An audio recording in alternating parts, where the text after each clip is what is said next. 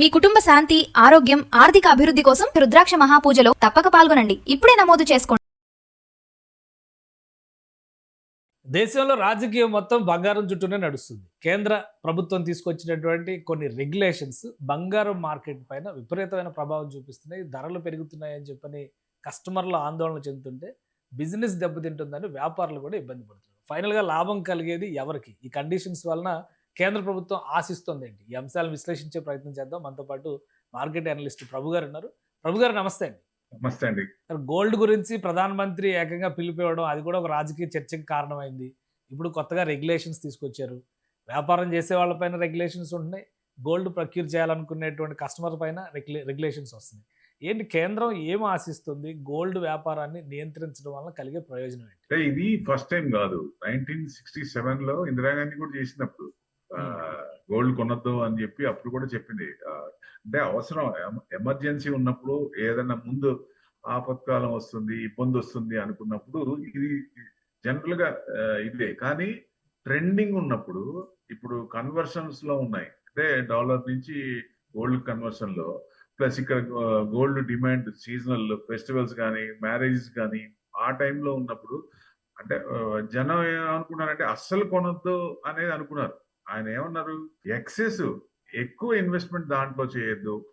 Festival ఉంటే తప్పదు, ఎంత కావాలో దాంట్లో కూడా ఎంతవరకు అవసరమో అంతవరకే చేయండి అన్నట్టుగా అర్థం. అది కాకపోతే అది రాంగ్ మీనింగ్ వెళ్ళిపోయింది. అసలు కొనొద్దు, 1 year దాకా అసలు కొనొద్దు అనేది వెళ్ళింది. అసలు మ్యారేజ్ ఉంటే అసలు కొనొద్దు అంటే ఎగనిస్ట్ అవుతారు కదా.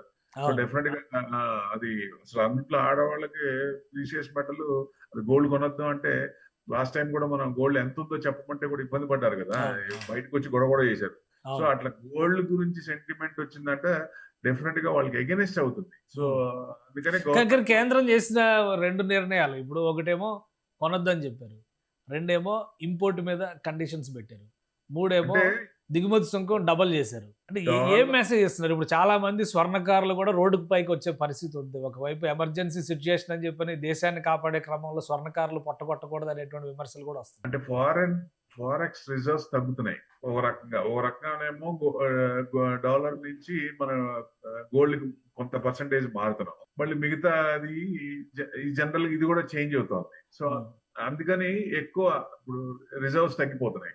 సో క్రూడ్ కొనాలన్నా, పొద్దున ఏమి ఫెర్టిలైజర్స్ కానీ గ్యాసోలిన్ కానీ ఇవన్నీ బయట నుంచి తెప్పించుకోవాలన్నా మన డాలర్స్ తోనే కట్టాలి. ప్రస్తుతం డాలర్ డామినేషనే ఉంది. ఇంకా డీడాలరైజేషన్ అవుతుంది, డీఫేమ్ అవుతుంది. ఓ పక్క నుంచి ఏమో కన్వర్షన్ జరుగుతుంది, ఓ పక్క నుంచి ఏమో ఇప్పుడు ఏదైనా ట్రేడ్ చేసినప్పుడు కంపల్సరీగా కట్టాల్సిందే, ట్యాక్స్ కట్టాల్సిందే, డాలర్ కన్వర్ట్ చేసి డాలర్స్ లో పే చేయాల్సిందే.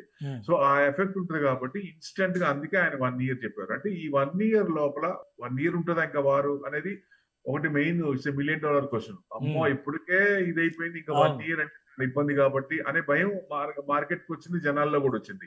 సో ఇప్పుడు ట్రంప్ చైనాలో ఉన్నారు, అది సెటిల్ అవుతుంది అనుకుంటే అసలు విషయం నాకు ఇరాన్ వార్ చాలా ఈజీ క్లోజ్ చేయడానికి వాళ్ళ ఇష్యూస్ ఏదో మాట్లాడుకున్నారు తప్ప ఈ ఇష్యూని పక్కన పెట్టారు. దేశం అంతానేమో ఏషియన్ మార్కెట్స్ మొత్తం ఆయిల్ చూస్తోంది, ఆయిల్ అక్కడ నుంచి చైనా కూడా, మరి చైనా కూడా అక్కడ ఉండి కూడా మరి ఏమి దాని గురించి ఏమి అంత బయటికి ఏం రాలేదు. సో అదే ఎక్స్టెండ్ అవుతోంది. వార్ ఎస్కలేషన్ కాలేదు కానీ ఎక్స్టెండ్ అవుతా ఉంది. సో అది main. Straight of Hormuz open అవ్వాలి, మరి ఈ ప్రొడక్ట్స్ అన్ని బయటికి రావాలి, మరి అది కంటిన్యూ అవుతుంది. అందుకని ఆయన ముందు చూపుతో ఎట్టి పరిస్థితిలో ఒకవేళ ఇద్దరు సంగతి తెలిసిందే కాబట్టి ఇక 1 year ఒక టార్గెట్ పెట్టుకొని ఆ 1 year లోపల ఎప్పుడైనా 2 months కో 3 months కో 6 months ఎక్కడో ఒక చోట ఒక ఎండ్ పాయింట్ రావచ్చు. ఆపాలంటే న్యూట్రల్ గా ఉన్న క్యాండిడేట్ మోడీనే, మోడీ తప్ప ఎవరు లేరు. చైనా కాదు, రష్యా కాదు, ఎవరు వచ్చినా ఇది సాల్వ్ అయ్యే ఛాన్సే కనపడట్లేదు. ఓన్లీ ద న్యూట్రల్ పర్సన్ ఈ has to solve the problem అనేది మన ముందు తెలుస్తుంది పోంగ. సో డెఫినెట్ గా సో అందుకనే ఆయన ముందు చూపుతో 1 year దాకా కొంచెం అంటే ఒకటి సార్, ఇప్పుడు ఆల్రెడీ కొనుగోళ్ల పైన నియంత్రణ తీసుకొచ్చారు, అమ్మకాలు దిగుమతుల పైన నియంత్రణ తీసుకొచ్చారు.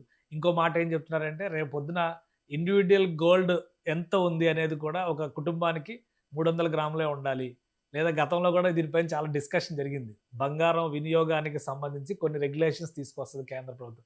ఆ దిశగా ఏమన్నా అడుగులు వేస్తారా? ఇప్పుడు ఉన్నటువంటి ఈ ఎమర్జెన్సీ సిచ్యుయేషన్ ఒక అడ్వాంటేజ్ చేసుకుని ఇండివిజువల్ గోల్డ్ ఎంత ఉంది అనేది కూడా, అంటే గోల్డ్ ఇండెక్స్ ఒక రకంగా పర్ ఫ్యామిలీ ఇంత ఉండాలి అని డిసైడ్ చేసే అవకాశం ఏమైనా ఉందా?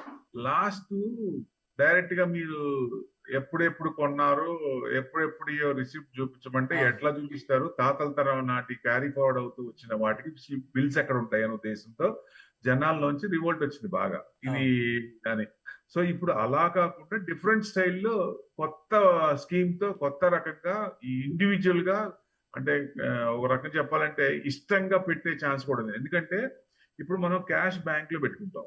వాళ్ళు వేరే వాళ్ళకి లోన్స్ ఇస్తారు. వాళ్ళు ఇంట్రెస్ట్ తీసుకుంటారు. మనకి క్యాష్ మీద మనకు కొంత పర్సెంటేజ్ వస్తుంది. అట్లానే గోల్డ్ ఇప్పటిదాకా డెడ్ ఇన్స్ట్రుమెంటే. ఫ్యూచర్ లో గోల్డ్ రొటేషన్ అయ్యే ఛాన్స్ కూడా ఉంది. ఆ స్కీమ్ తొందరలో వచ్చే అవకాశం కూడా ఉంది. చేస్తుంది గవర్నమెంట్ 100%. అంటే ఇండివిజువల్ కూడా గోల్డ్ మీద ఇన్వెస్ట్మెంట్ చేసినప్పుడు డెడ్ ఇన్వెస్ట్మెంట్ కాదు, దాని మీద కొంత ఇంట్రెస్ట్ వర్కౌట్ అవుతుంది అనే ఒక ఇది కనుక జనాల్లో అంటే అది కూడా ట్యాక్స్ పరిధిలోకి వచ్చేస్తుందా? సార్ ఇండియాలో ఏది ఫ్రీగా ఉండదు, అందరికి అన్ని కంట్రీస్ కంటే ఎక్కువ ఉంటది. ఇండియా ఇస్ హై టాక్సబుల్ అనేది అందరికి ప్రతి కంట్రీకి ఉంది అది. కాకపోతే ఇప్పుడు ఎఫ్ఐఎస్ కూడా చూడండి కంటిన్యూస్ గా ఎందుకు అమ్ముతున్నారు. ఇప్పుడు డాలర్ ఏమో స్ట్రెంగ్ అవుతుంది, ఐఎన్ఆర్ తగ్గుతుంది. సో ఎఫ్ఐఎస్ మరి నమ్మకం ఉంటారా? కూడు పెరుగుతున్నప్పుడు మరి వాళ్ళు ఎందుకుంటారు? ఐఎన్ఆర్ 96.27 96.17 కు వచ్చింది, highest all time high. So it's very nearer to 100. అంటే క్రూడ్ ఇంకా కొంచెం పెరిగింది అనుకోండి, వార్ ఎక్స్టెండ్ అవుతుంది, టైం ఎక్స్టెండ్ అవుతుంది. సో దాని అనుగుణంగా ఇక్కడ క్రూడ్ చిన్నగా పెరుగుతుంది అనుకోండి. స్ట్రైట్ ఆఫ్ హార్మూజ్ ఓపెన్ అవ్వలేదు, క్రూడ్ ఇప్పుడు దాదాపు 109 ఉంది, మళ్ళీ 126 రీసెంట్ హై, అంతకుముందు 146. 126 కి వస్తే పరిస్థితి ఏంటి? చాలా ఇబ్బంది అవుతుంది కదా. సో డాలర్స్ అన్ని తగ్గిపోతాయి అనే ఉద్దేశంతోనే గోల్డ్ మీద ఓ రకంగా ట్యాక్స్ పెంచారు, 10% ఇచ్చేశారు. అంటే గోల్డ్ కొంచెం ట్యాక్స్ వేస్తే తగ్గుతారని. కానీ ఎప్పుడైనా చూడండి, ఎన్టీ రామారావు గారి టైంలో ప్రొవిజన్లు పెట్టారు, ఏమన్నా ఆగారా? ఎక్కడన్నా కన్సంప్షన్ తగ్గిందా? ఇది అంతే సేమ్. ఎవరు ఒకసారి అలవాటైంది దాన్ని తగ్గించాలంటే చాలా కష్టం. కాకపోతే కంట్రోల్ గా కొంచెం ఎక్సెస్ ఉన్నది ఏదన్నా కొంచెం తగ్గితే. తగ్గించకపోయినా మీ దగ్గర బంగారం ఎంత ఉందో లెక్క చెప్పండి, ఫస్ట్ పాయింట్. రెండో పాయింట్, ఒకవేళ మీ దగ్గర కొన్న బంగారం విలువ ఎంత, ప్రజెంట్ ఉన్న బంగారం విలువ ఇంత అన్నప్పుడు మళ్ళీ క్యాపిటల్ గెయిన్స్ పరిధిలోకి దీన్ని తీసుకొచ్చే అవకాశం ఉంటుందా? ఈ భయం అయితే ఉంది జనంలో. 100% ఉందండి. ఎందుకంటే ఎక్కువ ట్యాక్స్ పిండుకోవడమే తప్ప ఇన్వెస్టర్స్ కి ఇన్వెస్ట్మెంట్ చేసిన దాని మీద ఏదైనా చూపించాలి అనే ఇది కొంచెం కనుమరుగైపోతుంది. ఎందుకంటే ఇప్పుడు గోల్డ్ చెప్పాలన్నారు, ఎక్కడి నుంచి చెప్తారు? ఎక్కడెక్కడియో పాతవి ఉంటాయి. సోనేకి చిడియా అంటారు ఇండియాని. అసలు ఇండియాలో ఉన్న చైన్ ఒక రకంగా చూస్తే చైనాలో కూడా ఉండదు, అంత ఉంటుంది. కానీ రికార్డ్ ప్రకారం చూస్తే చైనా ఫస్ట్, సెకండ్ మనం ఉన్నాం. సోనేకి చిడియా అని ఇండియానే అంటారు. ఎందుకంటారు? First because of that. ఎప్పటి నుంచో ఉంది కాబట్టి, తాతల తరం నుంచే ఉంటది, ఎంతో ఉంటది బయటికి రాంది.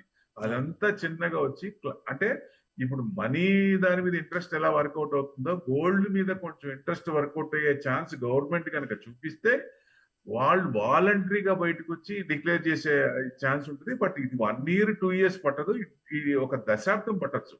ఇది గోల్డ్ మానిటైజేషన్ స్కీమ్ అని ఒకటి తీసుకొచ్చారు కదా, ఇప్పుడు మళ్ళీ దానిలో కూడా 10 grams ఉన్నా కానీ మీరు మానిటైజేషన్ స్కీమ్ కి ఇవ్వచ్చు అని చెప్పని అంటున్నారు. అవునండి. ఇవన్నీ బంగారం లెక్కలు తేల్చడానికేనా?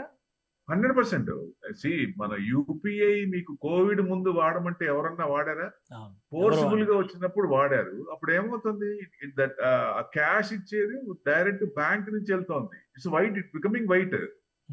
ఇదైనా అంతే, మన దగ్గర ఎంత ఉంది అని డిక్లేర్ చేసినాక వైట్ అయిపోతున్నట్టే లెక్క. కానీ గవర్నమెంట్ కనుక ఇది కొంచెం కన్సర్న్ తీసుకొని ఈ గోల్డ్ మీద ఇంట్రెస్ట్ కూడా ఈ ఈక్విటీ మీద కానీ క్యాష్ మీద మనకి ఎట్లా వర్కౌట్ అవుతుందో అట్లానే దీని మీద కూడా డెట్ ఇన్వెస్ట్మెంట్ కాదా, దీని మీద కొంచెం ఎక్కువ వాటికంటే ఈ అసెట్ క్లాస్ లో ఉన్న వాటిలో ఇది కూడా జోడించుకొని దీని మీద కూడా కొంచెం ఇంట్రెస్ట్ వర్కౌట్ అయితే ఎక్కువ మంది స్వచ్ఛందంగా బయటకు వచ్చి డిక్లేర్ చేసే అవకాశాలు ఎక్కువ ఉంటాయి.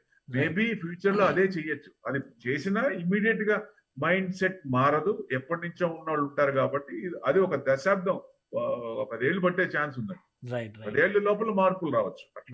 రైట్. థ్యాంక్ యూ సార్ విశ్లేషణ అందించినందుకు. ఇది బంగారానికి సంబంధించి కేంద్ర ప్రభుత్వం ఆచితూచి అడుగులు వేస్తుంది. వ్యక్తిగతంగా ఉన్న బంగారం లెక్కల దగ్గర నుంచి క్యాపిటల్ గెయిన్స్ వరకు దీనిపైన అనేక అంచనాలు ఉన్నాయి. కాబట్టి ఈ లెక్కలు తీయడం వలన భవిష్యత్తులో దేశంలో ఉన్నటువంటి బంగారం లేదా బంగారం వినియోగానికి సంబంధించి కూడా ఒక అకౌంటబిలిటీ వస్తుందని ప్రభు గారు చెప్తున్నారు. ప్రస్తుతం ఉన్న యుద్ధ పరిస్థితుల్లో మాత్రం ఇటువంటి కఠిన చర్యలు తప్పవని చెప్పని ఆయన చెప్తున్నారు. ఇది స్పెషల్ డిస్కషన్. Keep watching.